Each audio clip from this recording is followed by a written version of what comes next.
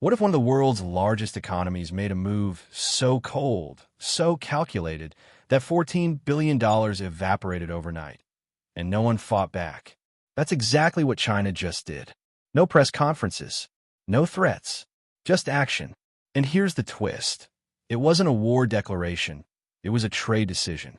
A decision that rewired global supply lines, left American farmers stunned, and exposed a terrifying truth most countries aren't ready to admit. This wasn't just another trade dispute. It was a quiet, brutal warning. We can pull the plug anytime, anywhere. And they did. The commodity? Soybeans. But that's just the cover story.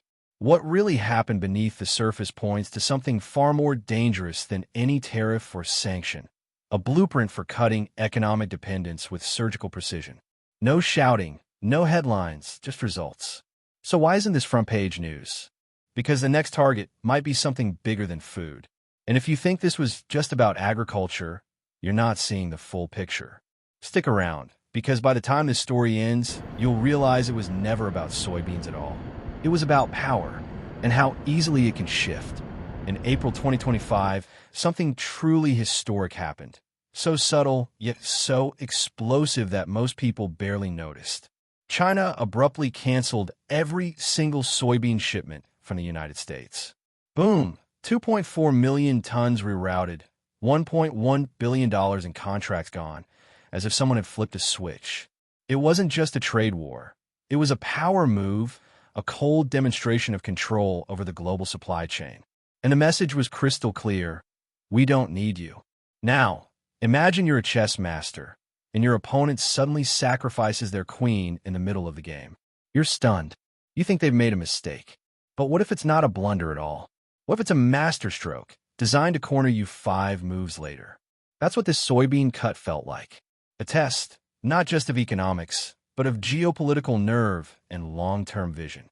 You see, when the world's second-largest economy pulls the plug on one of its biggest commodity markets, it doesn't do so lightly.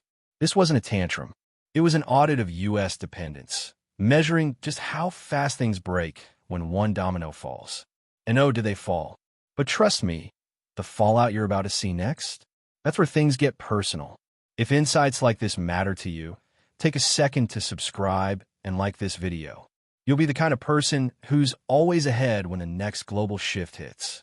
What followed China's abrupt exit was not just a diplomatic signal. It was an economic landslide for American farmers. In the heart of the Midwest, silos filled to capacity with unsold soybeans, corn, and grain. With the collapse of $1.1 billion in contracts, prices fell by 8.2%, and many producers faced income losses as high as 18%. Suddenly, generations of trust in U.S. agricultural exports felt more like a house of cards. Farmers weren't just hurt financially, they felt betrayed by a global system they thought they understood. This shockwave didn't just hit their wallets. It fractured something deeper, belief in the resilience of America's role in commodity markets. For years, they were told the U.S. was irreplaceable. But in less than a week, that illusion shattered. This wasn't the result of a bad harvest or internal mismanagement. It was pure economic retaliation dressed as trade realignment. And what made it sting worse? There was no war, no negotiation, just silence, followed by isolation. Behind the headlines, family farms quietly closed, futures were postponed, and small towns that thrived on soybean shipments began to feel like ghost towns. The trade war narrative was too neat to capture this level of disruption. This was a lesson in supply chain fragility, and those who lived it would never forget. And while America reeled, someone else was ready to fill the vacuum with stunning speed. While the U.S. was still calculating its losses, Brazil moved in with the grace of a seasoned player. Backed by $11.2 billion in strategic infrastructure investments, Brazil didn't just meet China's demand. It made the transition look effortless.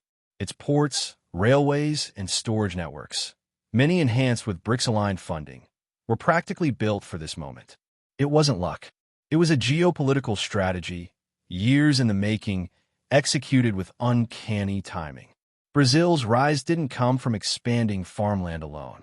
It came from tightening its grip on the supply chain, smoothing logistics, and aligning diplomatically with major players like China. What looked like market spontaneity was, in truth, a choreographed power shift. Think of it like a relay race where one runner drops the baton and the next is already sprinting at full speed. Brazil was that next runner, and it didn't stumble. Suddenly, Brazil wasn't just exporting soybeans. It was exporting stability, speed, and sovereignty. The optics were powerful. A South American nation stepping into a vacuum once thought untouchable. And China? It paid more, waited less, and gained control. Now, if you've made it this far, you're already ahead of 99% of people. Subscribe and stay with us, because what's coming next isn't about trade. It's about transformation. Here's what shocked most analysts. China agreed to pay up to 22% more for Brazilian soybeans. Why would a nation obsessed with efficiency and savings willingly overpay? Because in the game of geopolitics, control is worth more than currency. China didn't mind a short-term burn if it meant long-term insulation from economic weapons. This wasn't just buying soy, it was buying leverage. When you look deeper, this is about building resilience against future retaliation. China's leadership has long studied Western tactics, and they've learned a crucial truth. Supply chain dependency can be a vulnerability. So instead of saving pennies today, they're spending big to prevent tomorrow's crisis. It's not cost-cutting, it's future-proofing, something too few nations are willing to do until it's too late. And let's be honest, paying a bit more is a small price to escape economic retaliation later. This wasn't about soybeans. It was about signaling to every nation watching that China can and will rewrite the rules of engagement. And the rest of the world? They're beginning to listen, especially when the next moves look even colder. Look at a map of Latin America today, and you'll see more than geography. You'll see ambition carved into concrete. China's $8.3 billion in logistics investments wasn't charity. It was a calculated expansion into railroads, highways, and ports, especially in Brazil. This wasn't about moving goods faster. It was about owning the routes, controlling the arteries that power modern commodity markets. Why just rely on contracts when you can own the infrastructure itself? Chinese firms now hold stakes in multiple Brazilian ports, granting not only access but influence. This goes beyond traditional agricultural exports. It's about shaping where trade flows, how fast it moves, and who pays the toll. These aren't trade routes.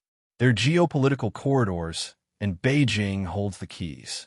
The brilliance of this strategy is that it's subtle.